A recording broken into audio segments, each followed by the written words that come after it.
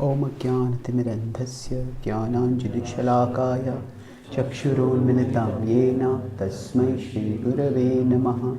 Nama Om Vishnupadaya Krishna Prishthaya Bhutale Shrimate Bhakti Vedanta Swami Iti Namine. Namaste Saraswati Deve Gauravani Pracharine Nirvishesha Shunyavadi Paschatya Desha Tarine Vancha Kalpatarubhyascha Kripa Sindhubhya Evacha Patitanam Pavanebhyo Vaishnavebhyo Namo Namaha. Jai Shri Krishna Chaitanya Prabhu Nityananda Shri Advaita Gadadhara Shrivasadi Gaura Bhakta Vrinda. Hare Krishna Krishna Krishna Hare Hare, Hare Rama Rama Rama Hare Hare. Hare Krishna.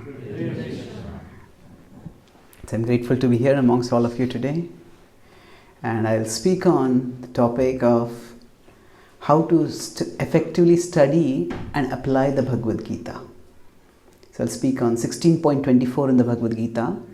Tasmat shastram pramanam te karya vyavasthitau gyatva shastra vidhanoktam karma kartum iharhasi. Therefore, Krishna is saying, Tasmat shastram pramanam te. By studying Shastra, understand karya akarya vyavasthitau. Understand what is to be done and what is not to be done. Gyatva shastra vidhanoktam. And in this way, by knowing Shastric injunction, karma kartum iharhasi, you can act accordingly. So this verse essentially tells us the purpose of scripture. The purpose of scriptural study is to give us guidance for proper action. When we go through life, we all need some kind of guidance. So right now I came from London to Crawley. Now we used a vehicle, a car, and we used a map. Generally, whenever we want to go anywhere or do anything, there are two things that we need to know. The sadhan and the sadhya. The sadhan is the means. What is the method that I am going to use? And sadhya is what is the goal that I want to achieve. So if we want to travel from one place to another, okay, how am I going? By car, by bus, by plane. And okay, where exactly I am going? So now if we consider life to be like a journey, for life also we need to know these two things. Sadhan and sadhya. What is the ultimate purpose of life? All of us are ultimately looking for happiness. And we look for happiness in many different ways. If we consider in today's world, what is most people's idea of happiness? Of course, different people have different ideas, but when people want to relax and enjoy, what do most people do? Go on holidays. Sorry, go on holidays. Yeah. Take a break. But what do you do after? In the break, what do we do? Sorry? Shopping.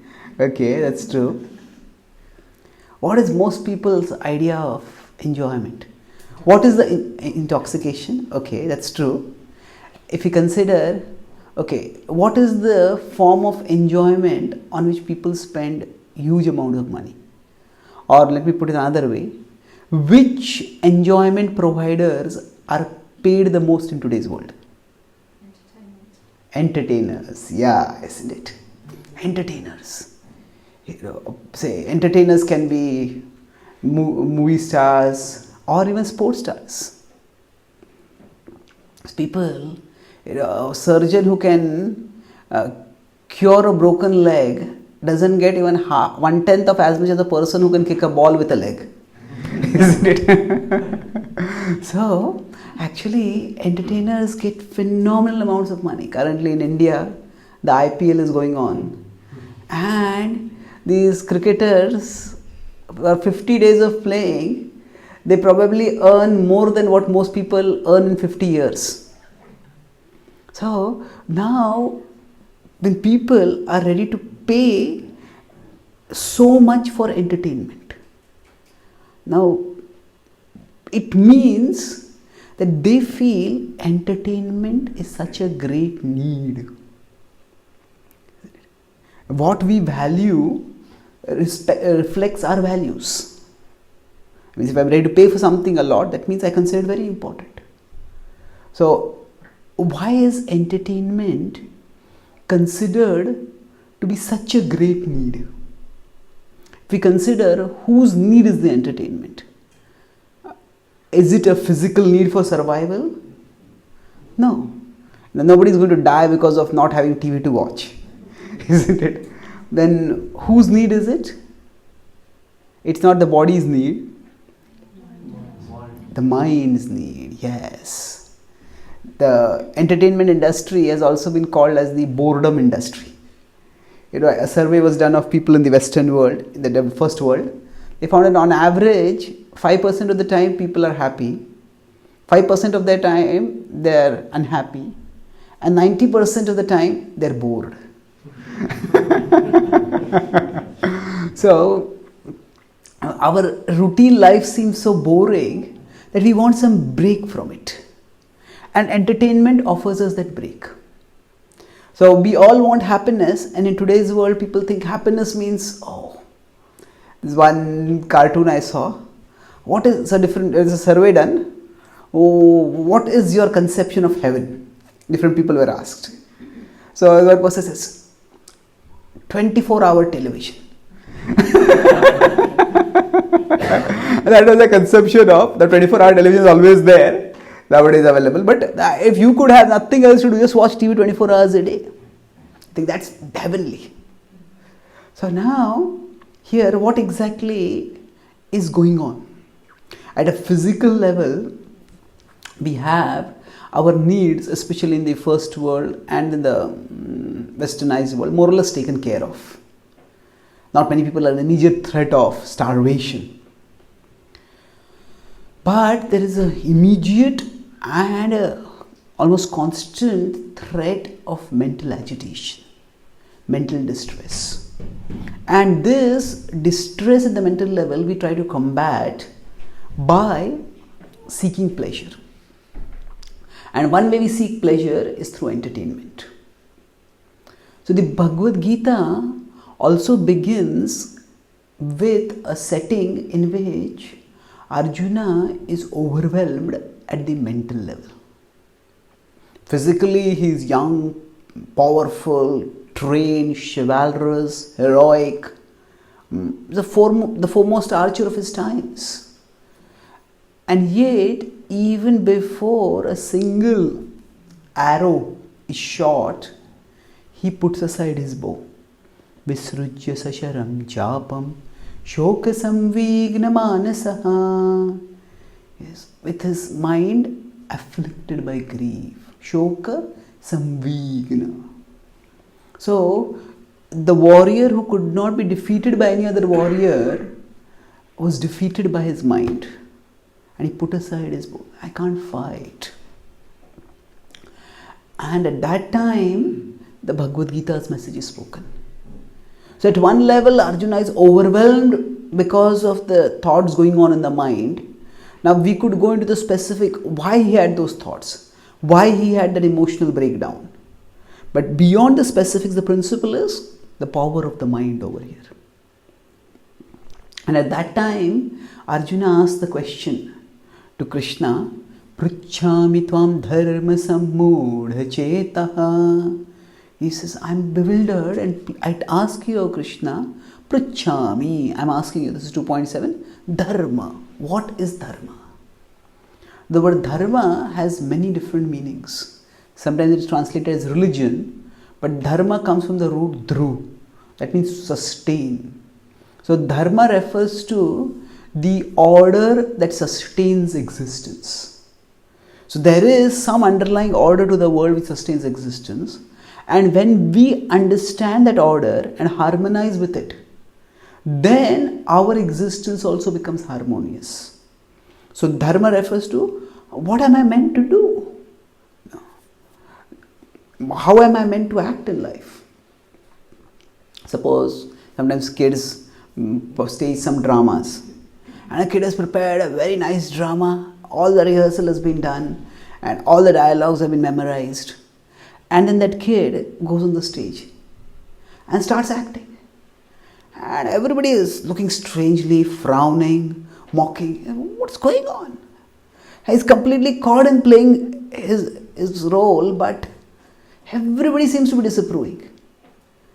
And then he realizes he's actually in the wrong drama. He's playing his play well, his part is playing well, but he is in the wrong play. His play is later and he's barged into another play. So, before we play our part, we need to know which play we are a part of. So which play we are a part of, we need to know that.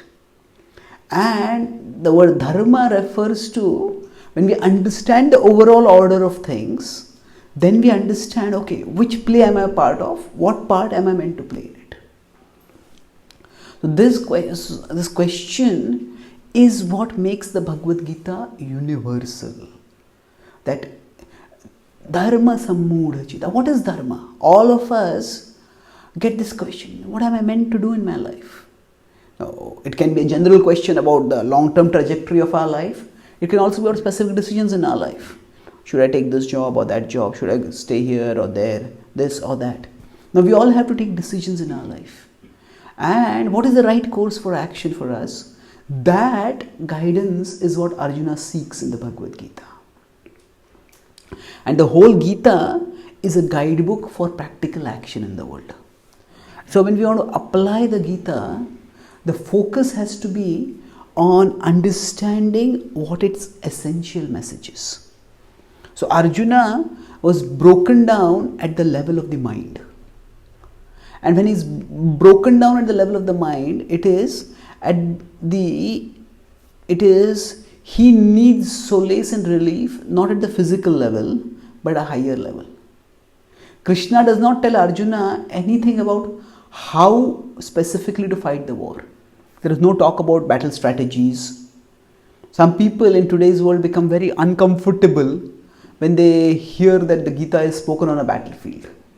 People are paranoid about religious violence in today's world. So I have a whole separate class on this.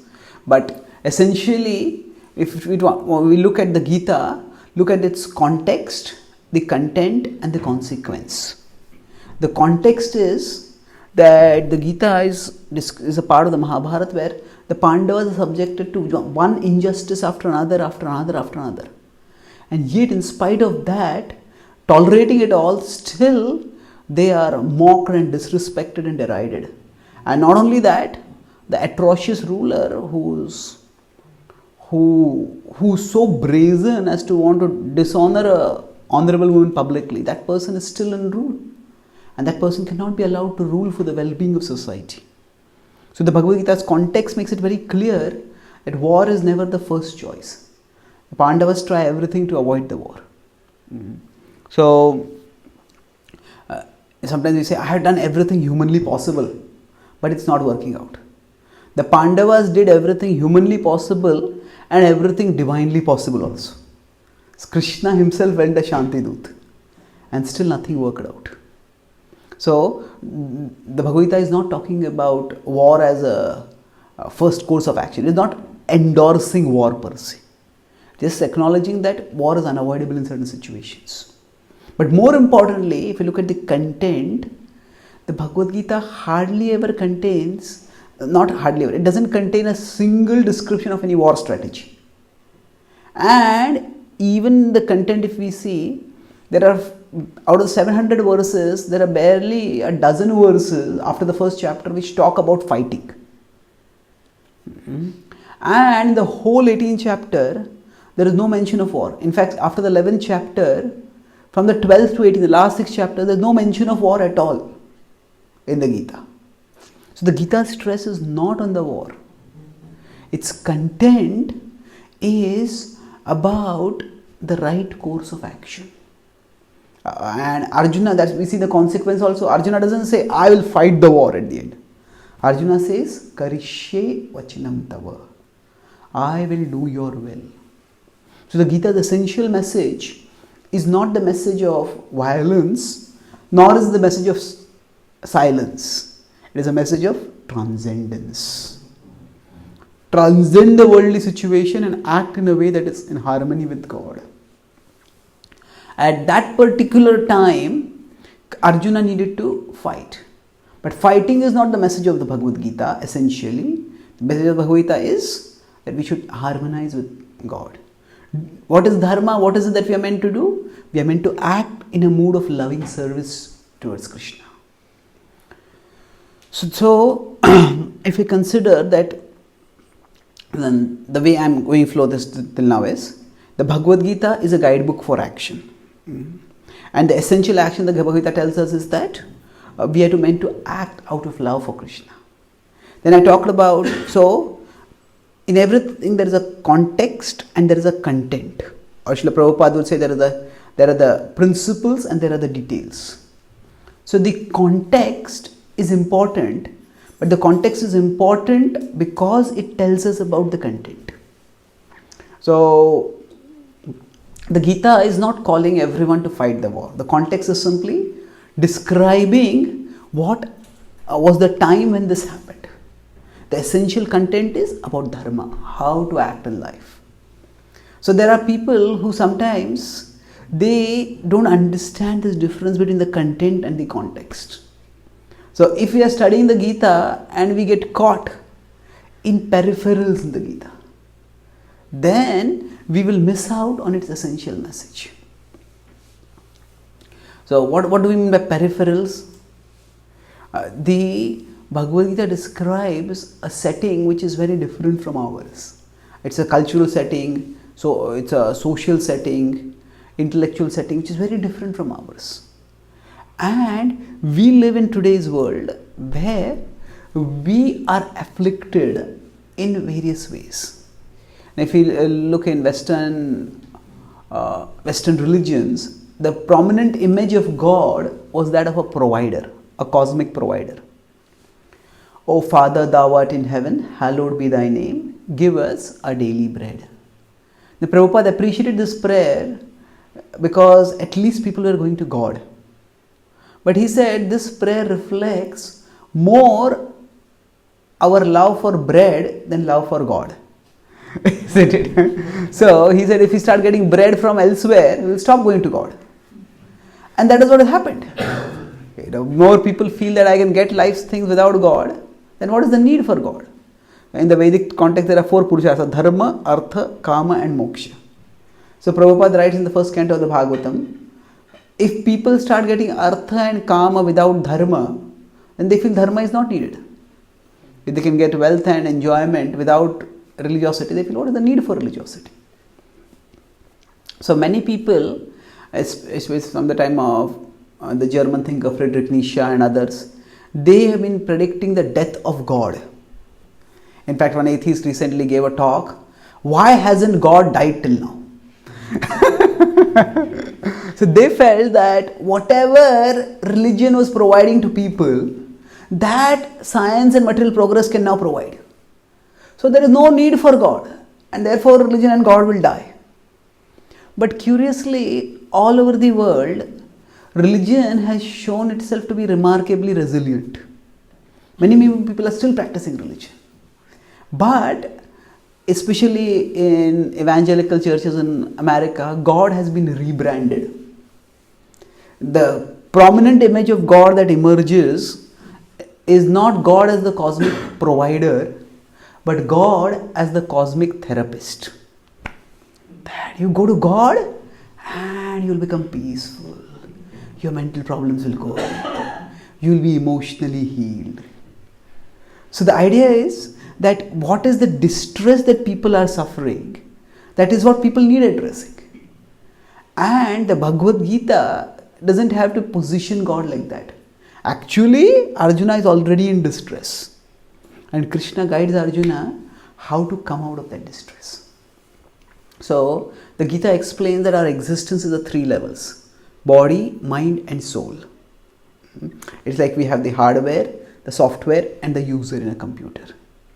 So, today's science and technology has progressed enormously in terms of improving the hardware, in terms of giving us abandoned facilities at the physical level. Now, comforts that were unimaginable even a few hundred years ago are commonplace now. Fast cars, planes, air conditioning, and so forth. And although we are so comfortable, somehow at the mental level we are not happy, we are distressed. So we could say people are comfortably distressed, they are comfortably unhappy. So why is this happening? Because the Gita says that we need to address all aspects of our being.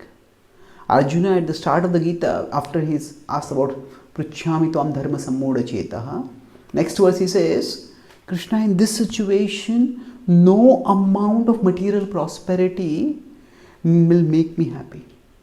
Nahi prapashyami ma panudyad yachokamuchoshanam indriyanam avapya bhuma vasaptanam ruddham rajyam suranam apichadipadyam.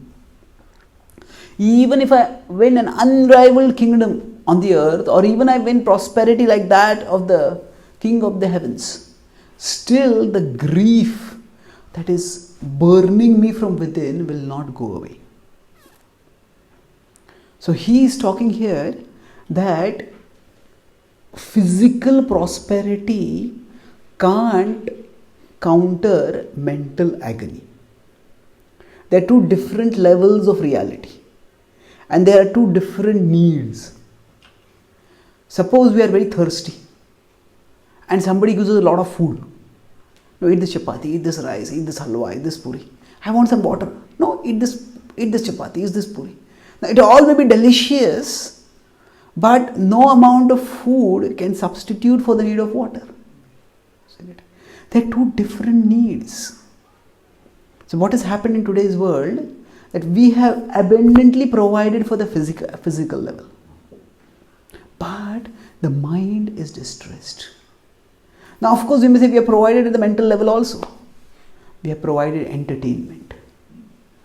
But it's curious that no matter how much entertainment is being provided, still people are not happy.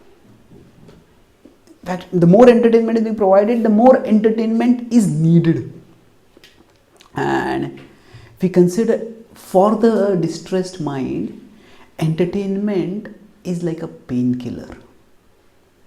If somebody is sick and in pain, we may give them painkiller and they get some relief, but it's temporary.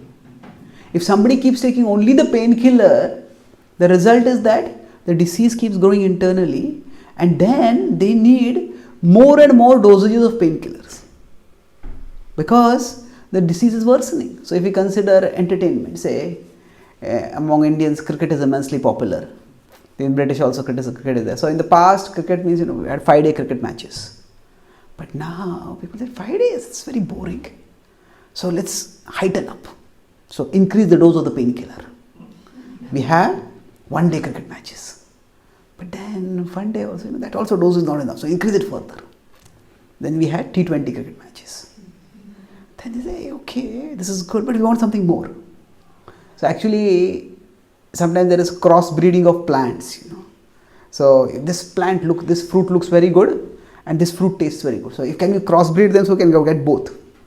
So India had 2 prominent brands of painkillers. One is cricket and the other is Bollywood.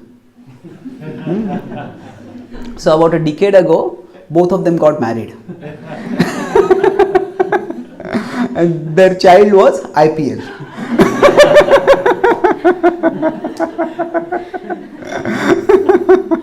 So It's all about trying to provide more and more entertainment. Now there is a proposal that they want to have T10 cricket. Just 10 over matches. Why? Because it's painkiller. No matter how much you have, it's not enough. Now when people go to watch movies, most of the time they take something like popcorn to eat over there. Now why is that? It's not that 3 hours is an unbearably long time. It's not that you're going to starve in 3 hours. But the whole idea is, everything on the movie screen is imaginary. Something has to be real.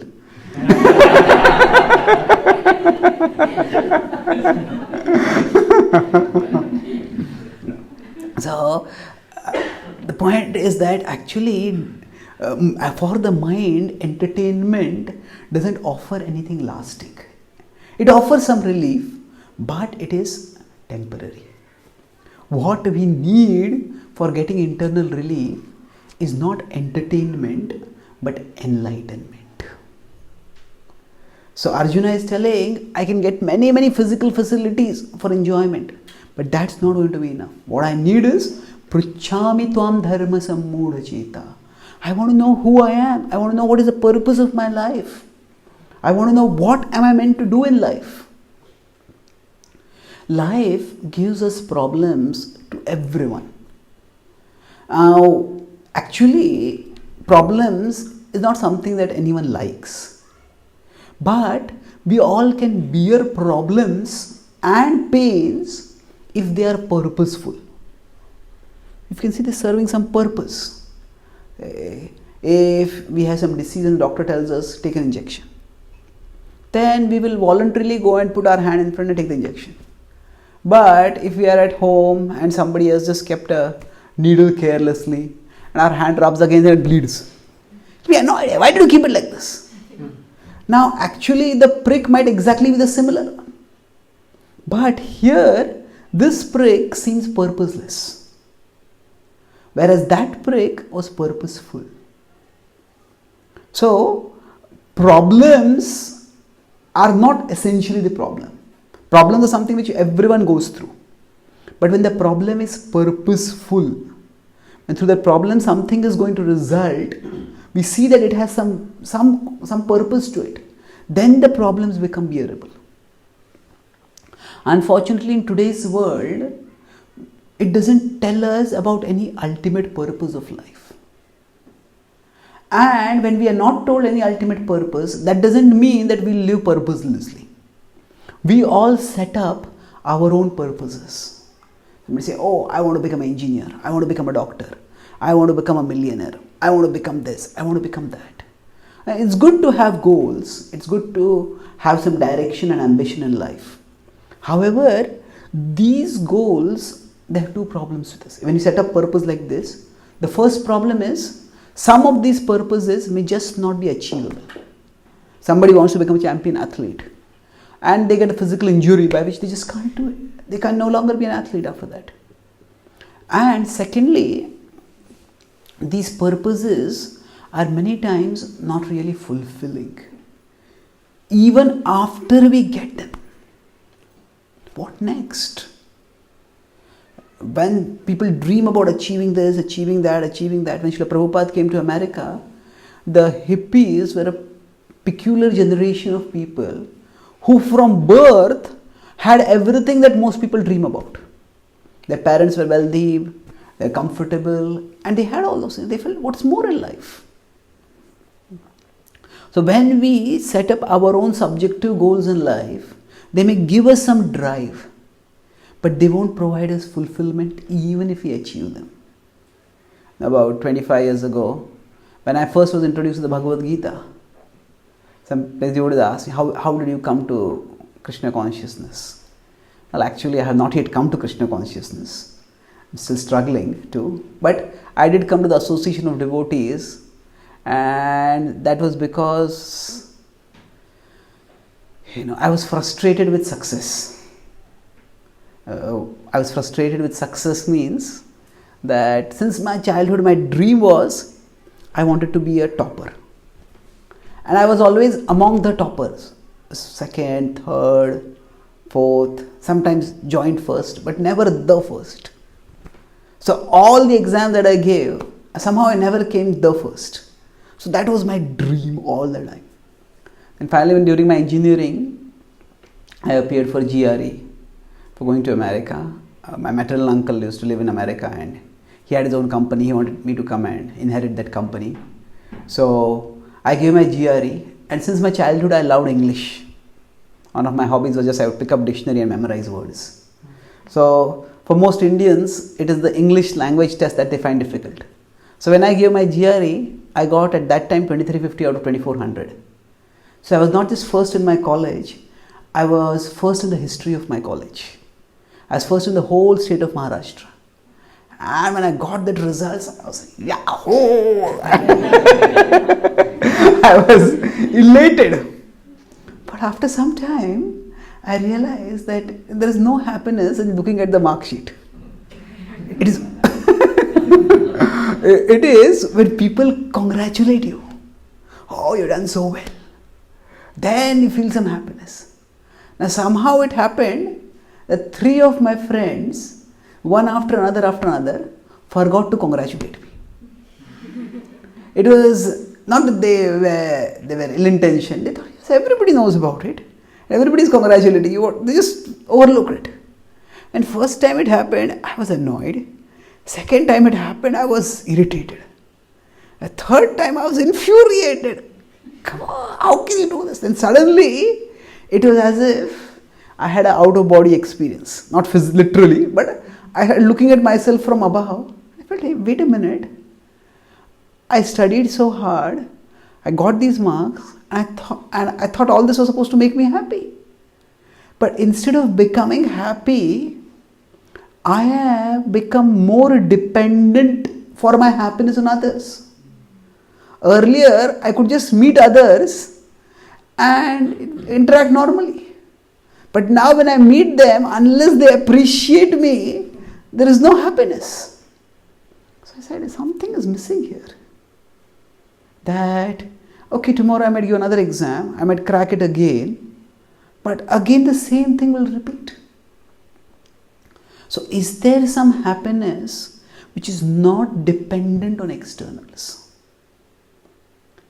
So that was the question that made me inquire about spirituality. That's how I discovered the Bhagavad-gita. And the Bhagavad-gita 6th chapter, 22nd verse, Krishna says, Yam labdva chaparam labham manyate nadhikam tataha yasmin sthito dukkhena gurunapi vichalyate. He says, Yam labdva. Having achieved this, there is nothing more to achieve. Yasmin sthito. And being situated in this way, no distress will trouble you. So this, I felt, was the real achievement. And what is Yam Labdva Krishna is talking about? He's talking about inner absorption in him.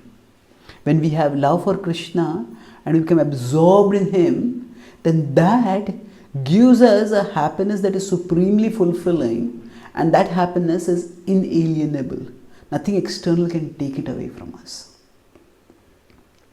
So sometimes we feel frustrated because our desires have not been fulfilled. And this, the frustration because of unfulfilled desires, is distressing. But even more disorienting is the frustration after the fulfillment of desires. So if I dream of something and if I get it, and after getting it, I find, hey, there's nothing great about it. So what am I to do in my life after that? I dream, oh, I want to achieve this. I want to climb on this Mount Everest and plant my victory flag over there. You climb up the Mount Everest, about to plant the victory flag, and you find there is a deep valley over there, and you sink into that. So we achieve success, and if at that time we find this is not really all that fulfilling. This is not what it was all made out to be. So that can be very disorienting. So for many people, when they achieve the success, they find it is not fulfilling, then they simply set up another goal at the same level. There is a rat race in society today. And the problem with the rat race is not that all of us have to keep racing so fast. The problem with the rat race is that Even if we win the rat race, we still remain rats. That nothing essentially changes. When Arjuna says that even if I achieve heavenly prosperity, I'm not going to be happy. My grief is not going to go away. What is he saying? That actually the emptiness which is inside me cannot be filled by external possession. So the mind needs some higher shelter. There are different needs for different aspects. Just like food and water are two distinct needs. Similarly, we have a physical side, we have mental side, and we have a spiritual side. Physical side needs are to be taken care of. The mental side, our mind, its ultimate need is an enduring source of happiness, an enduring source of peace, an enduring source of joy. And the Bhagavad-gita tells us that enduring source of peace and joy is Krishna. If we look at our own lives, our greatest need is not just food or clothing or shelter. These are important, they are necessary, no doubt. But there is a difference between the necessities of life and the purpose of life. There's a difference between the necessities of life and the purpose of life. What is the difference? Necessities are what we live with. Purpose is what we live for. If the necessities are not there, it is a problem.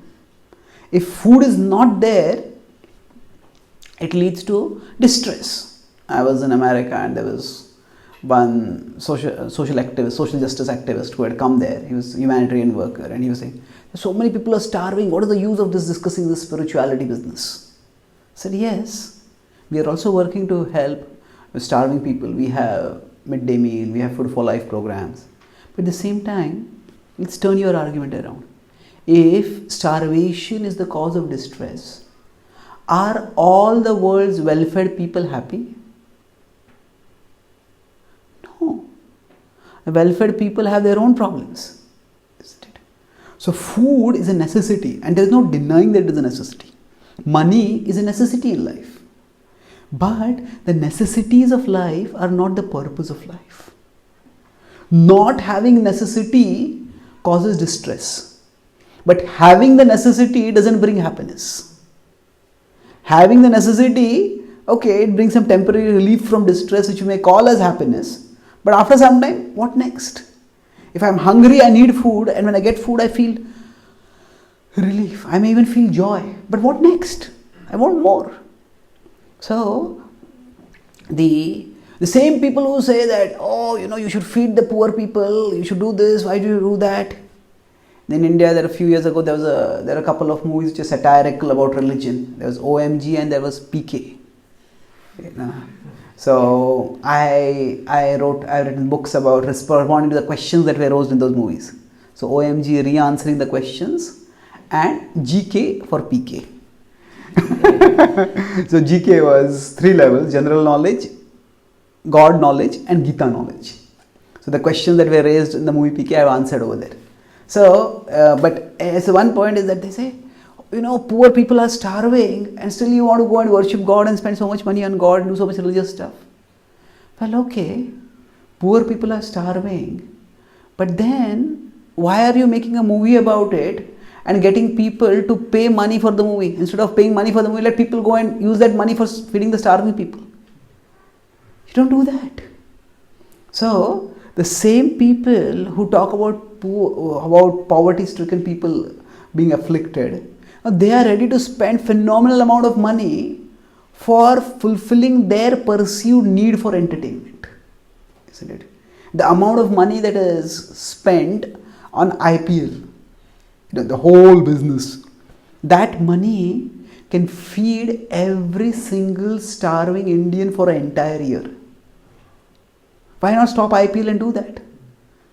They don't do that because they feel, no, entertainment is a need and it has to be fulfilled. So the point I am making here is that we all have different needs. And there are some things, like there's a necessity of life, but the necessity is not the purpose of life. We may say entertainment is also a necessity. Oh, life is so stressful, I need some break. Fine, entertainment is a necessity. But again, entertainment is not the purpose of life. What is the purpose of life? That purpose is what the Bhagavad-gita tells us. The Bhagavad-gita tells us that we are souls who are eternal parts of God, and the soul longs for love. The soul longs for happiness. So the mind, its most fundamental need is a satisfying object of thought. In today's situation, today's world, the mind doesn't have any satisfying object of thought. There are so many objects which are titillating. They promise pleasure, but actually they end up causing more agitation.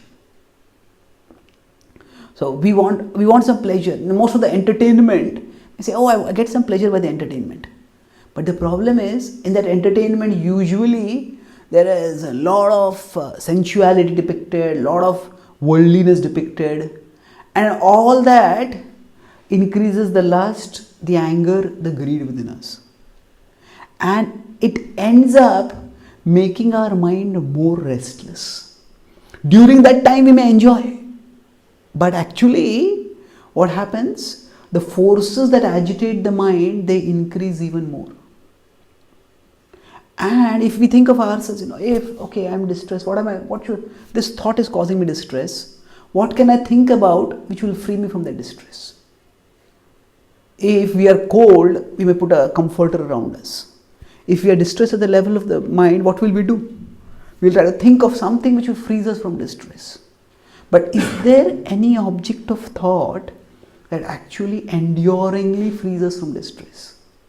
Entertainment, it acts like a painkiller. It does, I have this problem in office, this problem at home, this problem here, this problem there. But what after that? I watch the entertainment for some time. After I come back, all the problems are still there, and the mind is further fueled with agitation. I was at a mental health care center in America, in New Jersey, and there I was talking to those mental health care providers, and one of them was telling that how people are so emotionally vulnerable in today's world. We all want some shelter, some satisfaction, and we all set up some purpose for our life. So he was telling, so the one person there was a suicide intervention counselor. If somebody is about to commit suicide, then the suicide helpline, they call. And they hear something sensible, something inspiring, they may not commit suicide. So he was telling me, this girl called him. She actually committed suicide and then called. Not that she took the poison pills and then she called him. Fortunately, there was an ambulance nearby. They took the ambulance and she survived. So then they found out, why did she try to commit suicide? Now she was in a relationship with a boy and she called this boy. And that boy didn't pick up her phone. And just because of that, she committed suicide. And we say, what is this? Why? Because so many times you don't pick up a phone. But what happened was, inside her mind, there is a whole story going on. So now maybe he doesn't pick up the phone because he doesn't love me. Maybe he's with someone else. Maybe he has left me. And maybe in future also people will leave me. Maybe I'll always be alone. All my friends will be in happy relationships. I'll be alone. They'll all have pity on me. What is the use of being in such a pitiable life? Better let me end my life. So from one stimulus of just an unanswered phone call, one can attempt suicide. So what has happened over here? That this person, this girl, she had made the purpose of her life having a relationship. And when having a relationship with this boy, when that purpose is thwarted, so what is the point of life? So I talked about in that when we set up a subjective purpose for ourselves. One problem is that purpose may not fulfill us even if the purpose is fulfilled. Say I may become a topper, but I find that it's not fulfilling. The other problem is, sometimes that purpose may not be fulfillable only. Now, I want a relationship with someone, but that person doesn't want a relationship with me. And what do we do at that time? So, when we make our own subjective purposes the driving purpose of our life, the defining purpose of our life, sometimes some purposes may just not be fulfillable. That's just the way the world is. So that's why we can set up our own purposes, our own goals in life, but we need an overarching purpose of life. And that overarching purpose is love for Krishna. When we learn to practice bhakti and focus our heart and soul on Krishna, fix our mind on Krishna, Krishna is the supremely satisfying object of thought. When we fix our mind on Him, whatever situation we are in, we can be peaceful, we can be joyful, we can be purposeful. Macchittaha sarva durgani mat prasadat tarishyasi. Krishna says in 18.15 in the Bhagavad-gita, if you become conscious of me, you will pass over all obstacles by my grace. So the essential message of the Bhagavad-gita is that learn to fix your mind on Krishna. Fixing the mind on Krishna doesn't mean that we just forget everything else and think about Krishna. It means that whatever we do, we infuse it with the thought of Krishna. I'll conclude with this point, then you can have questions if there are any. Vishwanath Chakravarti explains that what does thinking about Krishna always mean? He says, suppose there is a person who has a job which takes them away from their home. So they are staying at a different place. And when they are staying away from their home and their family, they may be involved in their business, they may be dealing with different customers, different clients, talking this, talking that, sealing this deal, persuading this. Externally they are doing all those things, but internally they are thinking, I am doing all this for my family. My spouse, my children are there, I am doing all this for them.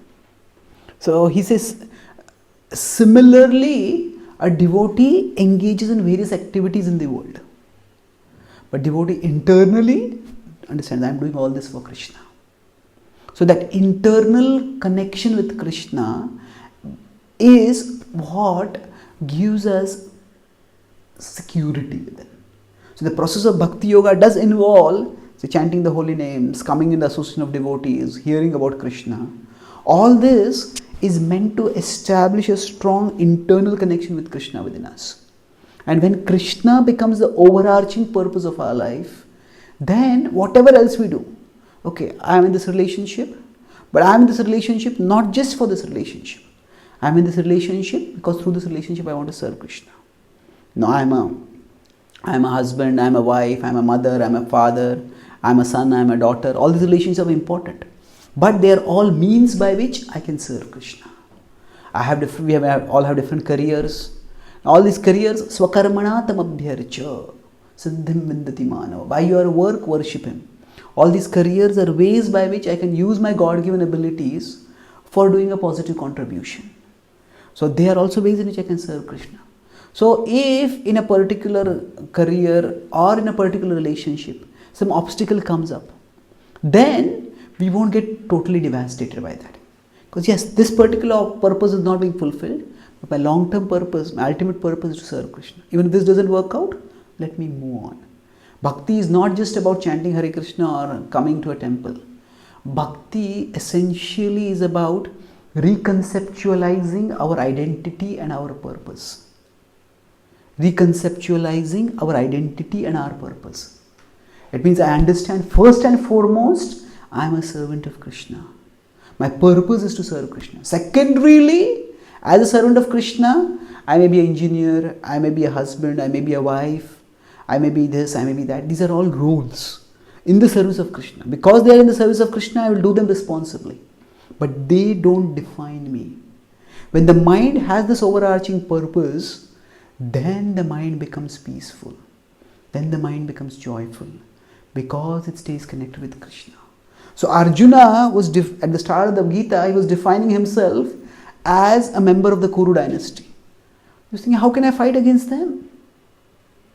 And that caused my identity crisis, because if I don't fight against them, then they are going to kill my other family members.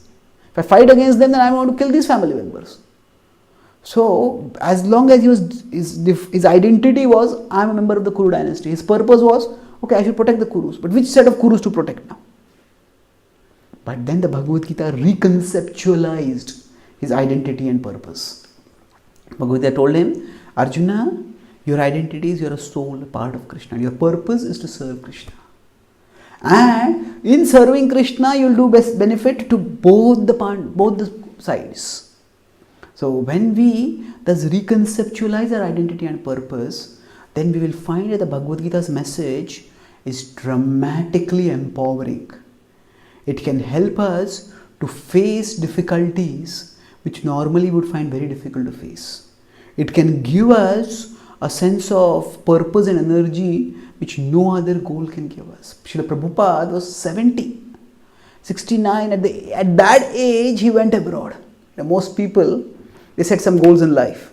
When a child is small, they say, oh, I want to become the president of America. And then as the child grows up, okay, I am a citizen of UK or India, I can't become the president of America. Okay. Then I want to become the wealthiest person in my country.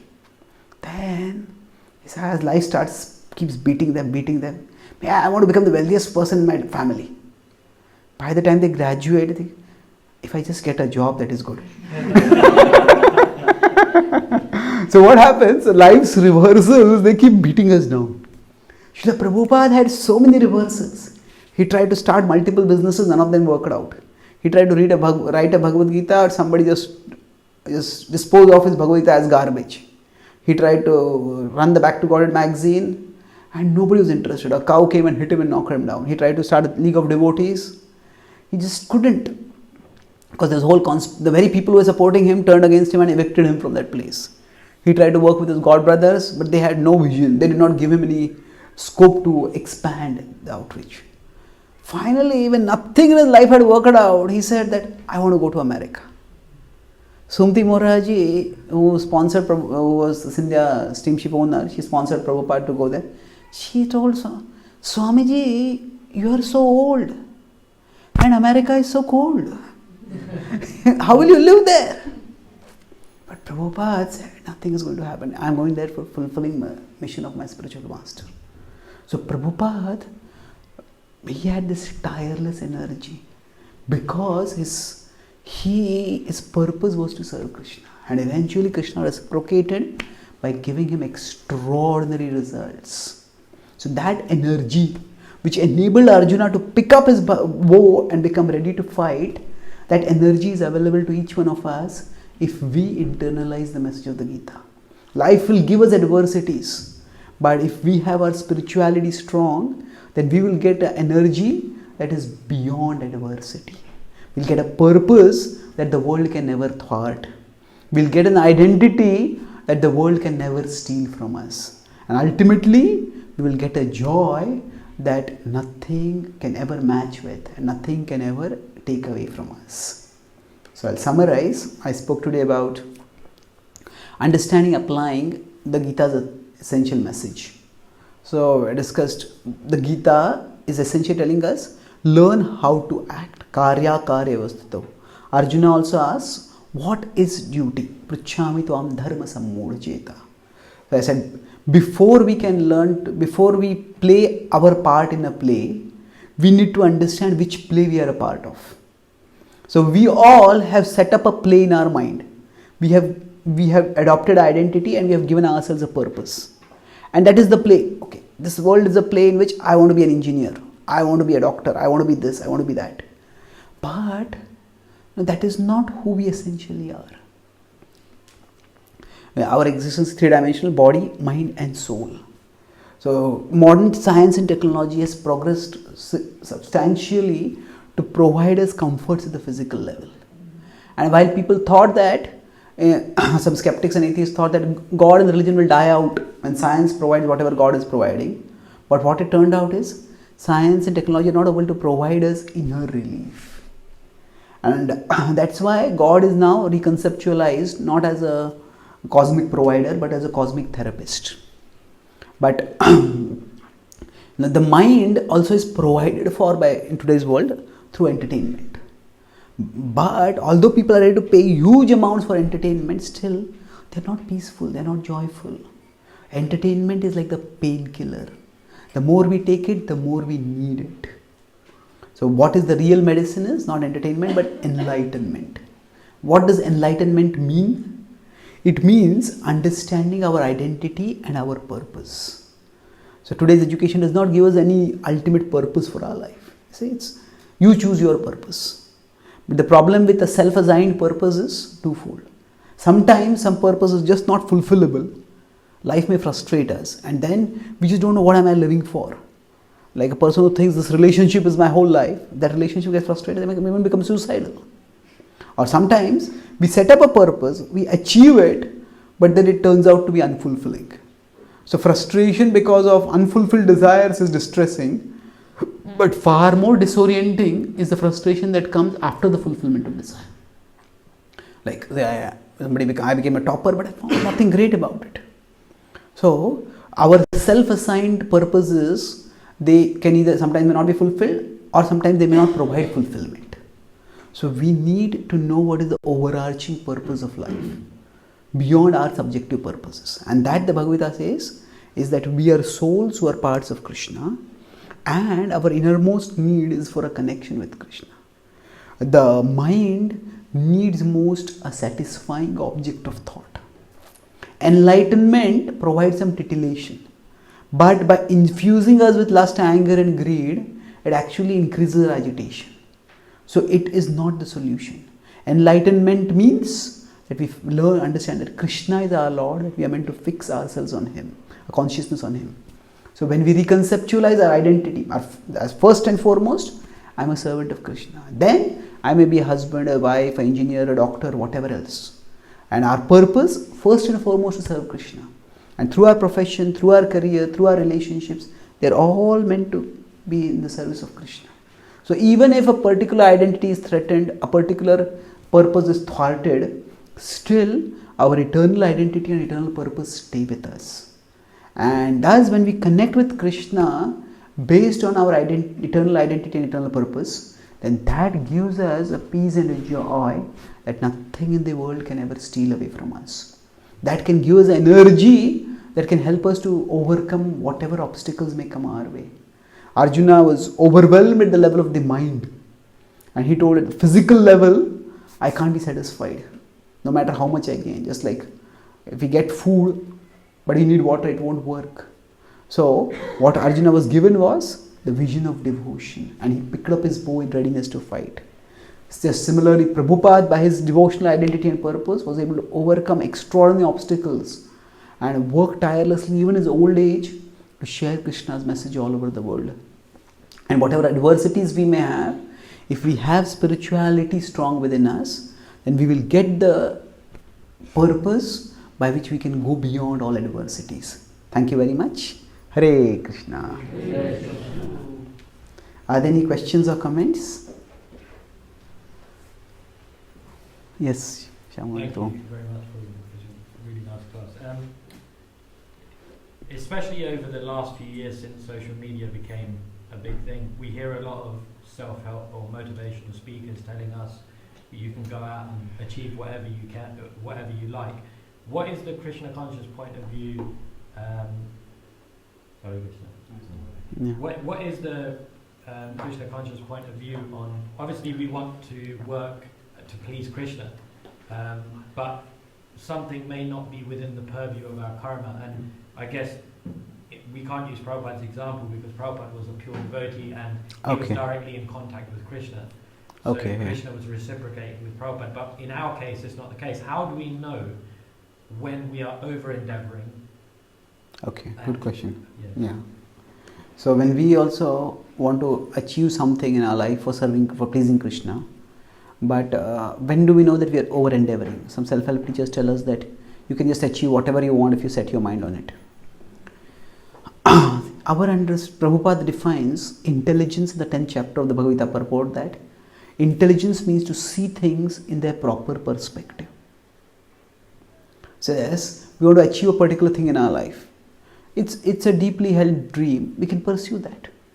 But if pursuing that means that I'm disrupting and destroying everything else in my life, I'm losing my sense of perspective, and it may not be so feasible. In India, many people dream of going to IIT. And yes, you can study and go for IIT. But if they don't clear for 1 year, they may give again another year.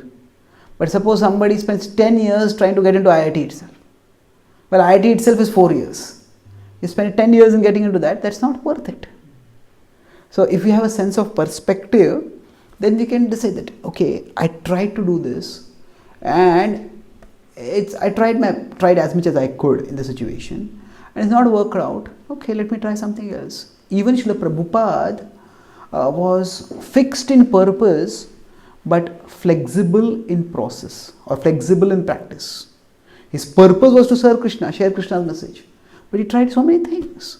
Yeah. Sorry, I just wanted to add something extra to it. So the other point that a lot of motivational speakers would make, they would give examples of, say, someone like J.K. Rowling, who wrote one of the most famous books, Harry Potter. So she wrote so many novels that were a failure, but on like the 13th attempt, it became a success. So how would we be able to explain that?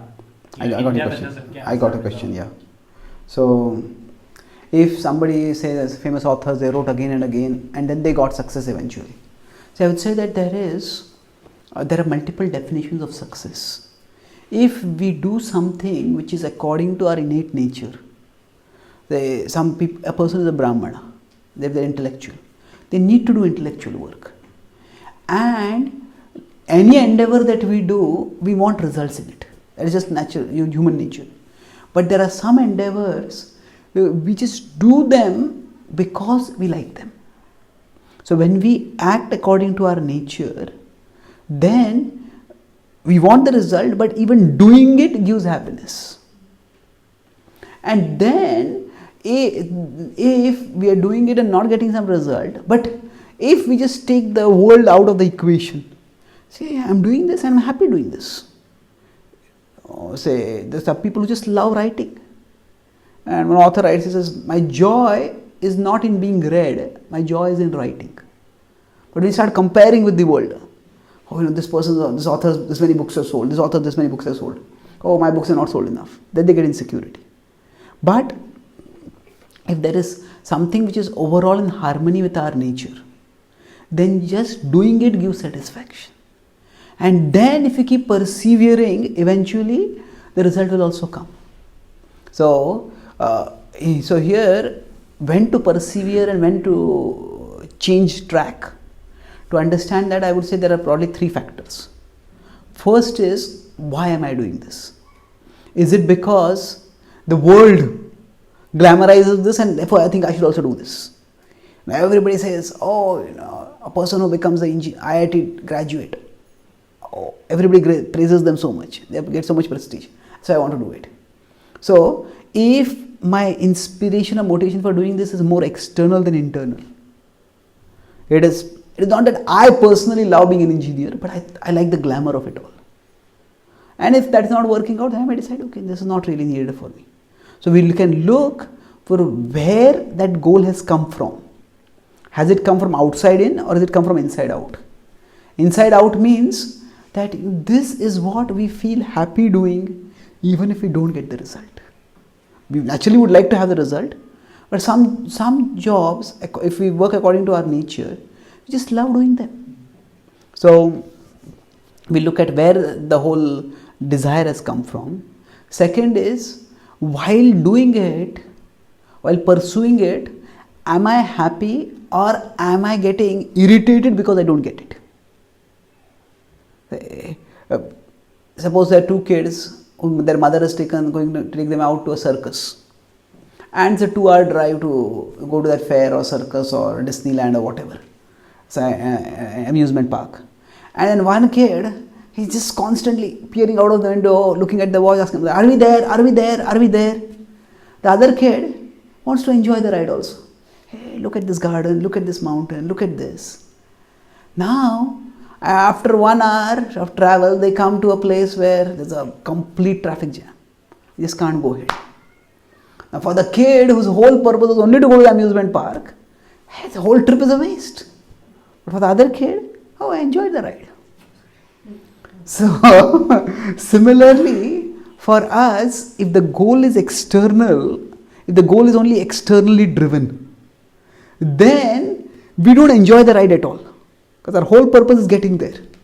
And then if we are not able to get there, we become irritable, we start blasting others, we start criticizing others. We can't be peaceful ourselves. With respect to Srila Prabhupada, even when he had no success, when people met him in America, the hippies, he said, he was happy. It is not that all the reversals and we could say failures that he got, they made him bitter. He was happy serving Krishna. So we can look at where that ambition has come from. We can look at our own disposition while we are pursuing that. And thirdly, we can look at our own endeavor. That means that sometimes we may say, destiny is this because of this is not meant to be. But we also have to check whether we are doing things right. Maybe something I can improve, something I can tweak.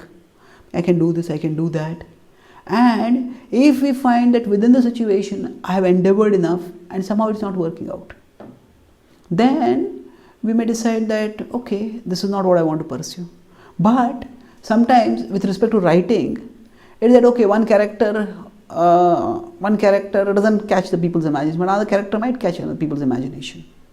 So it's that it's not that the endeavor is lacking, it's just that creativity has to come at a particular time. So we may say keep trying, but it is not necessary that keep trying means just keep doing the same thing again and again.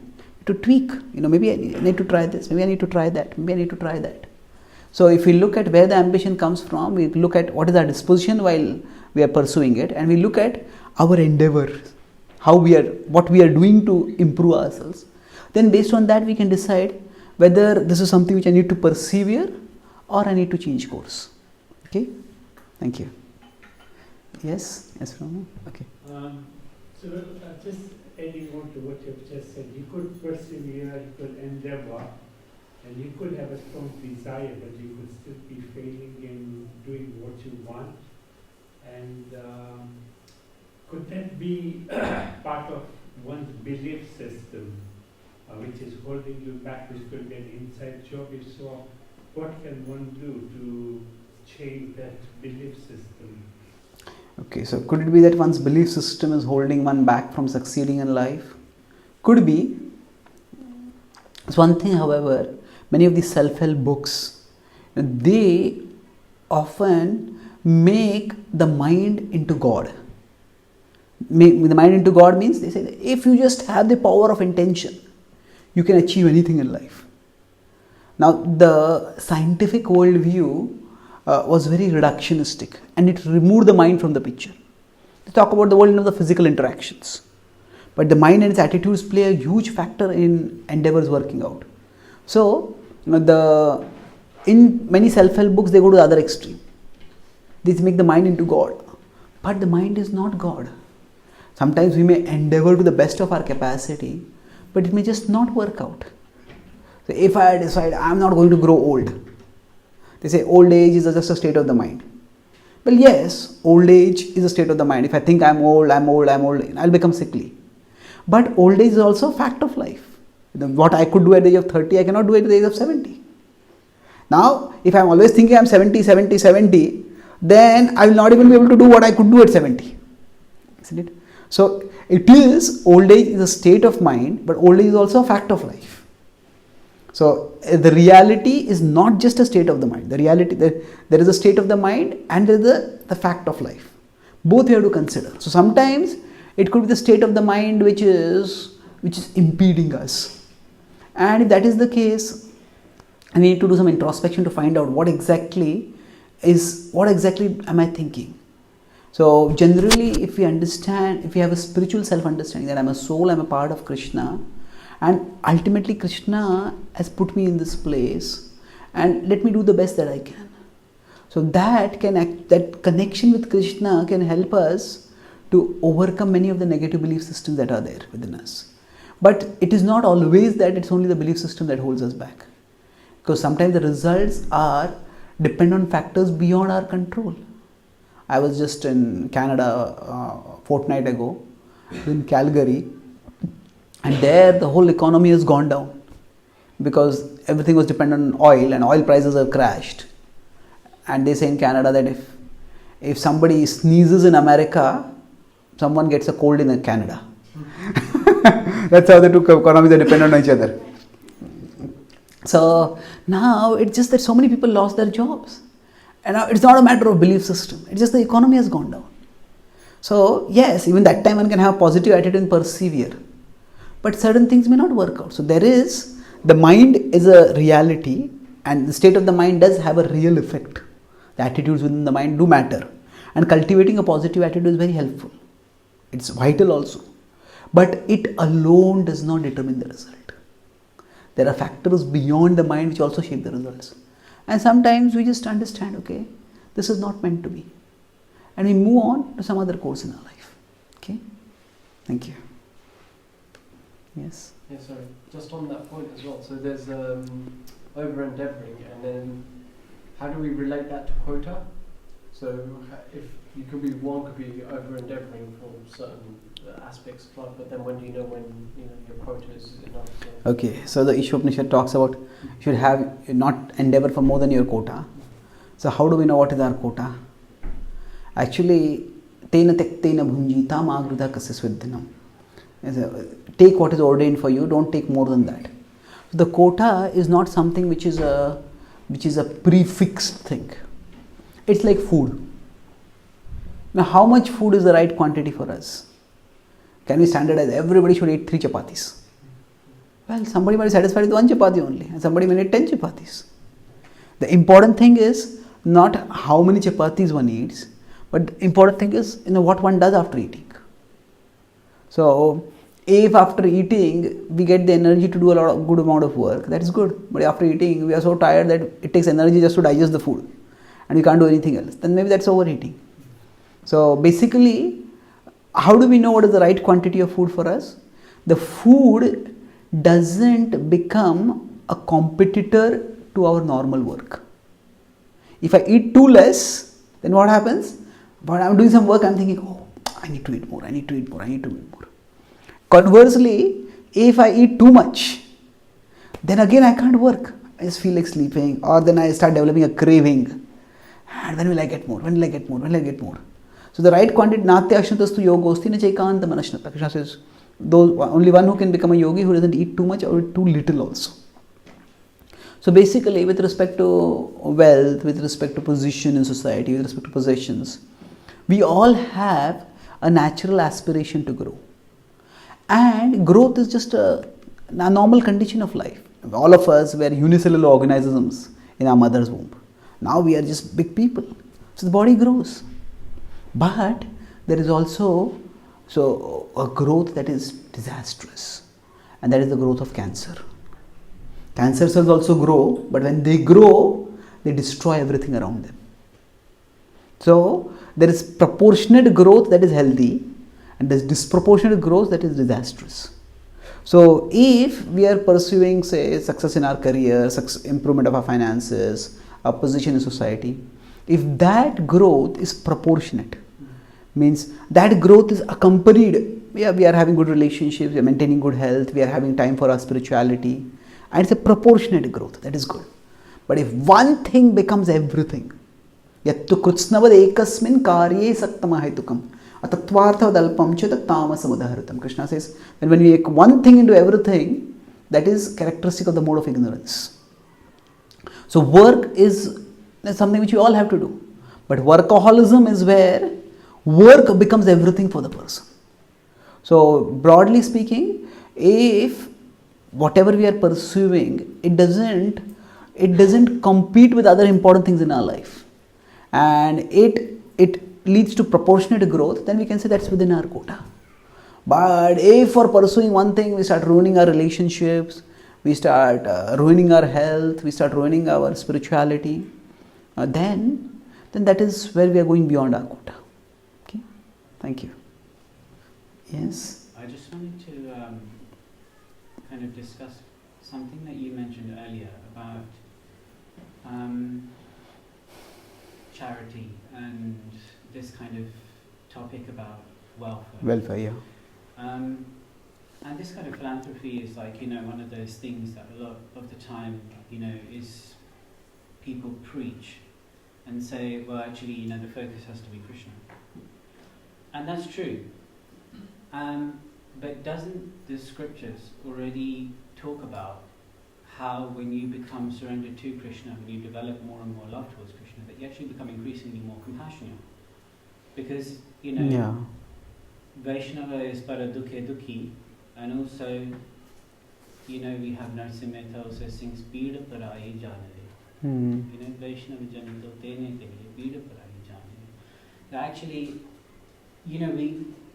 the thing is that we have this discussion about, we have to link to Krishna, and it builds up to kind of like, that philanthropy is not the answer to actually bringing that satisfaction. But when you actually come closer to Krishna, actually you become more compassionate. So I just wanted to kind of really draw you out on that point, that actually what's happening is that if you go to India today, you go to Vrindavan, there are a lot of temples which are just criminal based. It's a huge income source. People are going to Banki Bihari temple. There's buckets and buckets. It's one of like the 5th wealthiest temples in the whole of Vrindavan. And yet Vrindavan is in the most sorriest state. And devotees, even devotees, we go to Vrindavan and we go and buy all these plastic things like clickers and God knows what else. And that is directly fueling pollution into the Yamuna River. And we, because we are Krishna conscious, we want to do everything and we're putting Krishna first. We're going there and we're doing all of these things and there's no consciousness behind it. So that's actually a big problem, not just with a lot of things, but within our own kind of movements of devotees and things as well, is that we have to be more introspective on what the actual teachings are and reflect on how that is. Because another thing is, we're not a Hindu movement either. Chaitanya Mahaprabhu comes to save people who are really fallen. Nityananda Prabhu, Jaga and Madhya are like, completely by that time outcast by society. And there's no caste in bhakti also. Whereas there's this kind of whole idea of like, developing philanthropy and everything. Just to help me process what you're saying, can you just... So what I'm saying is that... Can you speak for context to put it into context is that you mentioned that, actually a lot of these people are out there doing this work of philanthropy, self-help, guidance, all of these things. But the idea is to culminate all of these things and come to Krishna consciousness. But what I'm also trying to add to that, when trying to draw you out in this argument, is that actually when you become more Krishna conscious, you actually become even more conscious of everything connected to Krishna. And it's there in the Ishavasya principle and also... Okay, good point. Course, So we may at one level minimize or say that philanthropy is not the answer, or say environmental consciousness or self-help is not the answer. But at the same time, when we become conscious of Krishna, then we become conscious of all these and we do this also. Yeah, that's true. There is basically two ways of looking at these activities. If we consider self-help, if we consider environmental friendliness, eco-friendliness, or we consider philanthropy. Now, broadly speaking, we could say that these three involve some amount of the mode of goodness. To think about the environment, to think about people who are starving, and to think about one's inner world, not just chasing out there. Think about it. It requires some level of goodness. And for people who are in the modes of passion and ignorance, to be introspective enough to think about goodness, it is good. So I would say the green consciousness, the vegan movement, the whole culture of yoga in the West, all these are signs of the mode of goodness coming up within the West also. So this is positive. So now both the Bhagavatam and the Bhagavad-gita are spoken in a context where the student or the candidate is being raised from goodness to pure goodness. Arjuna is in goodness, he's told to rise to pure goodness. Parikshit Maharaj is already a virtuous person, but he's told now just give up everything and focus on Krishna. So because that is the original context in which these books are spoken, so goodness, often the limitations of goodness are what are highlighted. But goodness also has its strengths. And they are also highlighted in other parts of scripture. So for example, if you consider philanthropy, we have Maharaj Shibi, Maharaj Rantidev. They are ready to sacrifice their own food to give it to others. So it's not that that is wrong. It is just that if there is a competition between goodness and pure goodness, between philanthropy and Krishna, then we will choose Krishna. But however, it doesn't have to be like that all the time. We can have Krishna and have philanthropy. We can say Krishna is philanthropy. We can Krishnaize self-help. We can Krishnaize environment friendly consciousness. And if we do that, it's very powerful. When Srila Prabhupada appeared here, when they came in the West, the whole mood was revolution. Just reject everything and just surrender and just try for something else. The hippies, it was said, they were rebels without a cause and rebels without a pause. Just rebelling against everything. But Prabhupada gave them a philosophical direct orientation for the rebellion. Yes, all this is insubstantial surrender to Krishna. In today's world, the mood is not of revolution. In today's world, the mood is of contribution. Okay, you have your ideology, you have your philosophy, you have your spirituality. What does it contribute to my life? What does it contribute to the world? Tell me that. So that's why in today's world, if we want to communicate with people, we cannot use that revolution or rejection model. We need to have engaged spirituality. So as you rightly said, when you talk about spirituality, our spirituality should actually make us more inclusive, not more exclusive. So it's not, sometimes many devotees feel, we are surrendered to Krishna, or we are serving Krishna and everybody else is in Maya. So we live in what you could call as self-congratulatory isolation. We pat ourselves on the back, we are devotees and everybody else is non-devotee. Now, but we may be devotees, but actually we may be functioning in the modes of passion or ignorance. And there will be people who are not devotees, but they may be in goodness. So they may be actually, from the functional way of living in the world, they may be more green environmental conscious, they may be more conscious about other people's sufferings, and they may be more actually trying to help people. Now we may know how best to help people, but we have to do our part. So yes, whichever field we are in, we need to infuse Krishna consciousness in it. Having said that, we all have our particular inspirations within bhakti. The bhakti umbrella is very, very big. So that means some devotees may have a zeal for environmental consciousness and they spiritualize it. Some devotees may have a zeal for philanthropy. Some devotees may have a zeal for, say, self-help and that kind of thing. Now all this is good. All this is way we can spiritualize. But at the same time, we have to understand that these are particular applications of bhakti. And not everyone will be equally inspired to do that. So for some people, the green consciousness just doesn't come in their mind. It's not that they are deliberately being irresponsible. It's just that just doesn't come in their mind.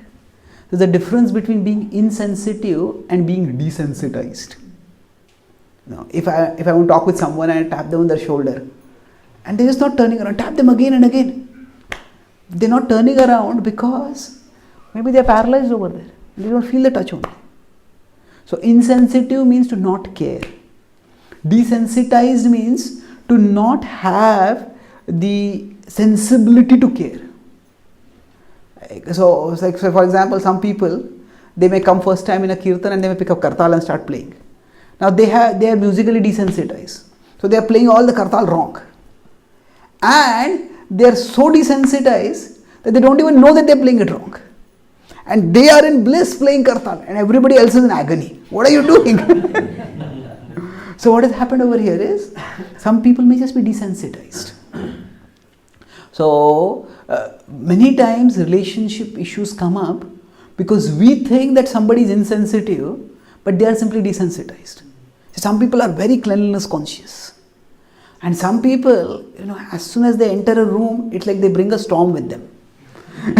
And then you ask them, why do you keep things unclean? Oh, are they unclean? I didn't notice. And it's not that they are irritating us. It's just that they don't notice it. Now this can be worked on and they can try to become more aware. But for some people, it's just naturally they are aware of it. I am a writer and I try to be very careful about words. So even when I go to a temple, my eyes always go to the notice board and I look for spelling mistakes in notices. And sometimes, I don't know, maybe Indians in India, they use English most as a functional tool, but often they massacre punctuation. So sometimes I tell the devotee, the spelling is wrong. No, everybody understands. Why don't you understand? So rather than correcting it, they just blame me. Why are you so fault finding? So what has happened is, for them, that sensibility only is not there. So the real challenge in bhakti is to have a passion in bhakti is good. Not passion in the sense of mode of passion, but passion in the sense of inspiration. To have a passion, I want to make a difference in this field. I want to contribute in this field. To have a passion is very good. It's a blessing. But an equally needed blessing is to not become judgmental about those who don't have that passion. So there might be some devotees who would just not be concerned about the world. They just want to come to the temple, chant Hare Krishna, and they're just, in a sense, oblivious to what is happening in the world. We may say that may not be the best devotion, but still they are devotees. They are practicing bhakti. Now, if they can be infused with consciousness and other things, that is good. But if they can't be, that doesn't mean that they are bad people. So we definitely want to educate and have a more engaged version of spirituality for everyone, of bhakti. But some people may just not appreciate that kind of engagement. So we let them be. And we need to find out those devotees who are like-minded. And they can understand us, they can share our passion, and then our bhakti will flourish. Even in devotee association, if we don't get like-minded association, we'll find even devotee association very unsatisfying. Not just unsatisfying, we find it agitating. So we need to look for like-minded association, and there we will blossom in our bhakti. Okay? Thank you. So, yes, Phil. I'm just conscious of the time, Yeah. so we can stop whenever you are okay to stop. Okay, does anyone... We could probably go all night like this. No, not like that. All of you also have to go, but if there's one or two questions, we can discuss more. Yeah. Any of the Matajis have questions? Okay. Yeah. I was in America, so as a temple, they told me that, after every question for Prabhus, there's a question for Matajis. So I have become a little more conscious of that now. Very good. Thank you. Yeah. I don't know how to articulate the question, but the essential question I'm trying to ask is basically, in terms of brahmanas, so we obviously have, ISKCON is quite a young society, 50 years old. So we're kind of only in the second, third or fourth generation. Going forward, how is it that we recognize what to look for in a brahmana? Because in my personal experience, and correct me if I'm wrong, I see people who are brahmanically inclined in the sense of deity worship and cleanliness and mode of goodness, but they may not necessarily have the ability to guide and or cultivate knowledge. So like I see different qualities in different people. Sometimes you see all the qualities in one person. So what is the most important qualities in the for a brahmana? Is it to be able to guide, or is it to be able to be situated in having qualities like the mode of goodness? Okay, good you question. Get my point? Yeah, okay. So if we want to be Brahmanical and we want to share this movement in future generations also, so some people may be Brahmanical through deity worship, but they may not be so much into guiding others. So some people may have the capacity to guide. So what is the kind of Brahmanical leadership that we need? Different people have different natures, and each person has to find out how best they can serve Krishna. So we could say that whether one is Brahmana, Kshatriya, Vaishya, Shudra, we all have particular tendencies. Some people like structure and order. Some people like adventure and excitement. And not just like in a superficial sense, that's their need. Some people just need, okay, how are you going to do this? 1, 2, 3, 4, just structure and plan everything. Some people, let's do it, things will work out.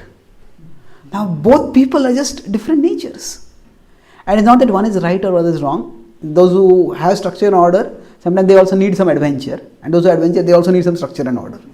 So basically, those who need structure and order, Brahminical people who are like that, they will want to do activities which are more oriented with structure and order. So deity worship.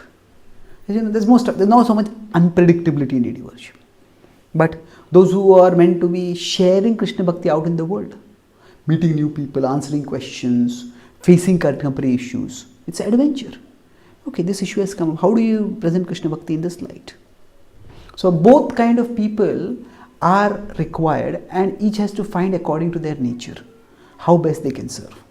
Having said that, Srila Prabhupada also stressed that for sharing Krishna consciousness, we need Brahmanas with a Kshatriya spirit. That means, if somebody is just purely Brahminical, they will write books, they will give classes. Whether people come or not, it's up to them. There was a famous spiritual teacher who lived in the Himalayas, and some prominent people from America, they became his disciples. They came to know about him, became his disciples, and they made him famous. So a journalist, this was in the 1960s, and around the time when Prabhupada was there. So at that time, a Time magazine journalist went all the way to the Himalayas to meet him, this Swami. And he said, you have all this wisdom, why don't you come to the world and share it with others? He replied that when a person is thirsty, they go to the river. The river doesn't come to a thirsty person. People who want knowledge, let them come to me. And that was one attitude. Srila Prabhupada had another attitude. Prabhupada had the mood of Jagannath in the Rath Yatra. If people don't come to the temple, Jagannath goes out to them. So that was the mood of Nityananda Prabhu also. Go to every people's house and knock on their doors. So now for us, the Brahmana with a Kshatriya spirit means, at one level, we want knowledge.